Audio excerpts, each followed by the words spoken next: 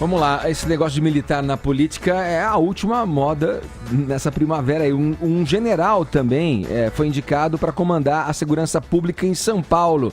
Nosso colega Marcelo Matos traz os detalhes para a gente. Olá, Dória coloca general na segurança pública de São Paulo. O governador eleito anunciou João Camilo Paes de Campos e manteve o tom linha dura para a pasta, com a promessa de que, se o bandido reagir, vai deitado para o cemitério. Primeiro, agir na inteligência da polícia, que é a forma de evitar o crime. Depois, na pronta resposta, que é imobilizar o criminoso e agir da forma correta para esta imobilização. Se o criminoso reagir, a reação será para imobilização. E daí sim, na última etapa, se o bandido ainda assim reagir, armado com arma de fogo, a orientação é que ele vá deitado para o cemitério.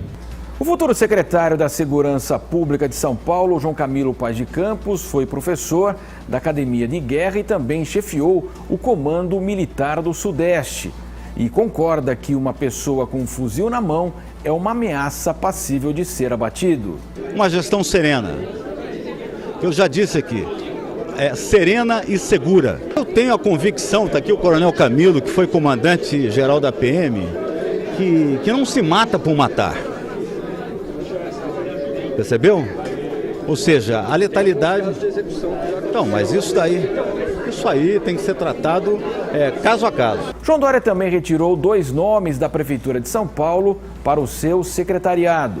Marcos Penido irá assumir a pasta de Energia, Saneamento, Recursos Hídricos e Meio Ambiente, numa fusão de 3 secretarias. E Júlio Serson irá ocupar a Secretaria Especial de Relações Internacionais e presidente da Invest São Paulo. Dória também anunciou seu chefe de gabinete, Wilson Pedroso.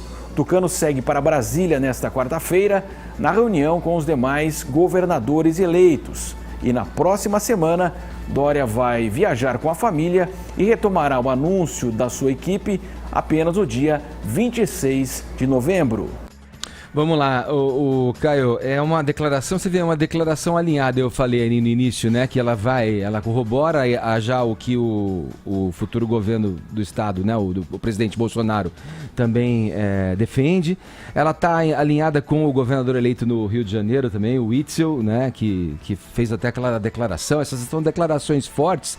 E quem está ali no front, né? Quem está ali, a polícia que está ali, já vive esse ambiente. Tem essa questão que o Dória coloca, né? Ele fala, tem as etapas, né, do treinamento que vai, se chegar nesse ponto extremo, aí sim, né? São falas que servem já para delimitar uma posição dos novos governos que assumem no Brasil.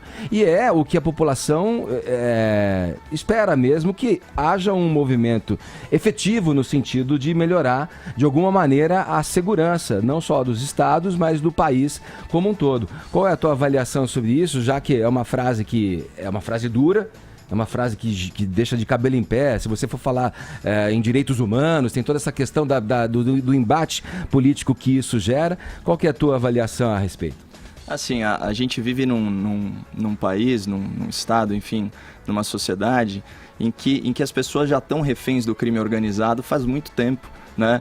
Então é um alento saber que a partir de agora as coisas estão caminhando, pelo menos em São Paulo, âmbito nacional também, para que as forças policiais também não fiquem reféns da criminalidade, né? Então, para que a ação delas não seja punida. Tem vários vídeos virais aí pela internet de especialistas em direitos humanos recomendando, inclusive, olha o absurdo disso, ouvinte da PAN, que o policial só reaja depois de alvejado. Isso é um absurdo. E a frase dele, né, especialmente não a frase da manchete, né, porque essa é aquela notícia clássica em que a manchete é sensacionalista e quando você vai ver, o comentário é técnico, carregando um pouco nas tintas ao final. A reação a reação do bandido, a força policial, né, ao Estado, ela gera automaticamente não só o direito de legítima defesa, como também a excludente de licitude pelo devido cumprimento do dever legal.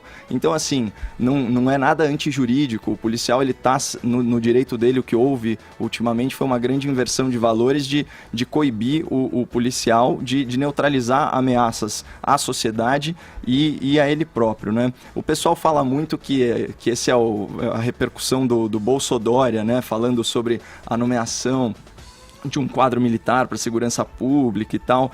Eu acho uma certa ingenuidade achar que isso é um mero mimetismo do Dória, até porque esse quadro foi o responsável pela elaboração do programa de segurança da campanha do Geraldo Alckmin, então tem bastante trânsito lá no PSDB, e o Dória está muito sintonizado com a população, no sentido de que 40% das pessoas confiam muito nas Forças Armadas. Só para a gente ter uma ideia, assim, traçar um paralelo, isso é 8 vezes mais confiança do que no Congresso Nacional. Se não me engano, no Congresso Nacional só 3, 4 ou 5% das pessoas confiam nele enquanto instituição. Então, assim, os militares, eles foram apartados da vida pública por muito tempo, meio como se fosse uma grande ressaca do período do regime militar. E assim, é aquele negócio, né? O movimento é pendular.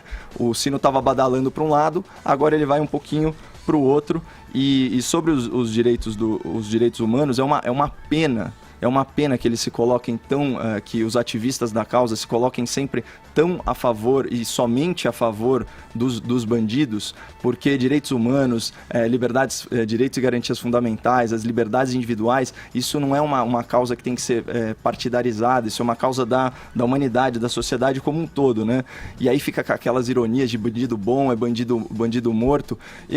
Bom, primeiro que bandido não é bom, né, por definição, mas se fosse, seria bandido bom é bandido morto, de medo do Código Penal, que é o que tem que acontecer, né? Agora, o Caio, essa é um assunto que, obviamente, na linha final ali da segurança pública, ele serve como uma propaganda também para os governos que vão assumir.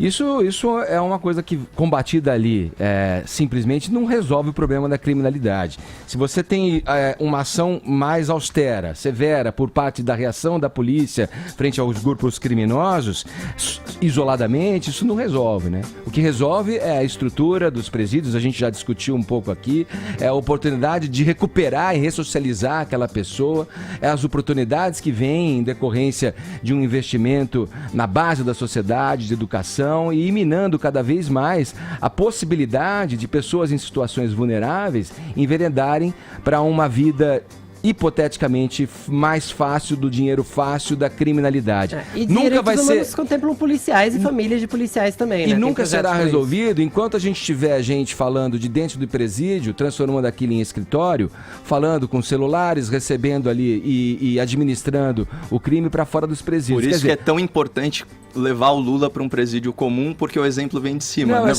Mas aí eu sei, mas aí você está puxando um tema no embate político que não sei se cabe aqui agora. A gente tá falando o país, Edgar, é o país que a gente vive. A gente fala de um mecanismo de segurança mesmo que possa ser efetivado, não só com a guerra no fronte, de bandido contra e de polícia contra o bandido, que deve haver enquanto houver ainda agressividade por parte da criminalidade. Mas é um problema que carrega muito antes decisões cruciais para que a gente diminua a intensidade de pessoas que enveredam para o crime e condição dos presídios de recuperar a gente e não formar cada vez mais criminosos, né? Já que a gente está falando de política, posso entrar com um assunto pertinente que eu combinei aqui com o diretor em cima da hora? Fala, Fefito. Desde ontem a gente está falando de Bolsonaro e dos ministérios dele, então tem uma pessoa que foi sugerida para o ministério dele, o Ministério do Meio Ambiente, que é a Maite Proença, que desde ontem está causando muita polêmica nas redes sociais com um videozinho que tá rolando. Isso não tava no roteiro, é uma surpresa. Mas vamos ver esse vídeo, qual é? Bolsonaro não ganhou porque as pessoas querem a volta da tortura, as mulheres ganhando menos, os homossexuais encarcerados. Ele ganhou porque ele foi autêntico. Ele inaugurou uma forma nova de fazer. Nunca nesse país se fez campanha com a verdade. Depois de tanta corrupção e roubalheira, as pessoas queriam a verdade.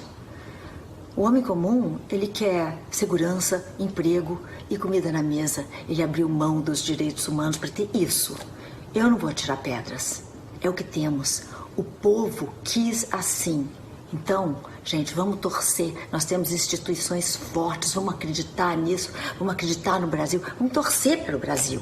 Então, agora que a gente tem essa situação, ela não vai mudar. Elegemos isso, é isso que nós temos nos próximos 4 anos. Então, vamos deixar que a direita cuide da economia e encha os cofres públicos, porque eles foram esvaziados. Vamos torcer, gente, pelo amor de Deus. Esse vídeo ontem fez a Maitê Proença ganhar o apelido de Barbie fascista em alusão àquele Instagram da Barbie que faz umas piadas com as pessoas de esquerda. Causou um monte de polêmica. Mas tem um ponto aí nela, que ela coloca que, Ser que eu otimista, acho é o que interessante. temos, né? Me lembro muito dos governos... E ela foi muito elogiada também, né? Por outro muito lado, elogiada, sim. Mas eu lembro muito dos governos do Lula, principalmente, a frase, que eles querem, quanto pior, melhor. Teve muito, enquanto a esquerda teve no poder, essa questão, né?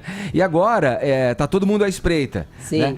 E muitas falas e vozes ativas dentro desse espectro ideológico de esquerda vem colocando-se muito contrariamente já, mesmo que discorde lá em termos programáticos, a figura do Bolsonaro, que ainda... Por mais que ele tenha revelado o que ele é através das falas, o governo na prática ainda não começou. E o que ela fala é exatamente, peraí, vamos esperar ver o que acontece, para daí a gente tacar pedra se for ter que tacar pedra. Eu concordo. Ou elogiar no que tiver que ser Eu elogiado. concordo nesse sentido de que a gente tem que ver o que vai ser esse governo, mas a gente também não pode lembrar que na última eleição, no dia seguinte, já tinha gente na Paulista enchendo boneco inflável e coisa do tipo. Então, nem todo mundo foi otimista o tempo todo. A gente também não pode esperar que o Brasil haja como agiu antes. Mas assim, quanto a Maitê, eu só tenho 2 coisinhas pra falar sobre esse vídeo. Ela foi de fato muito elogiada, também foi muito atacada. O Felipe Neto, que é um grande influenciador digital, disse que é engraçado que ela disse que as pessoas abrem mão dos direitos humanos em troca de comida, mas não abrem mão da pensão dela, que é um direito lá que ela tem de 13 mil reais por mês. Mas a única coisa que eu tenho pra dizer sobre essa declaração é que ter a fome matada é um direito humano, mais especificamente o direito humano de número 25 na lista de direitos humanos. Então, ninguém tá abrindo mão de direito humano pra poder ter comida. Comida é direito humano.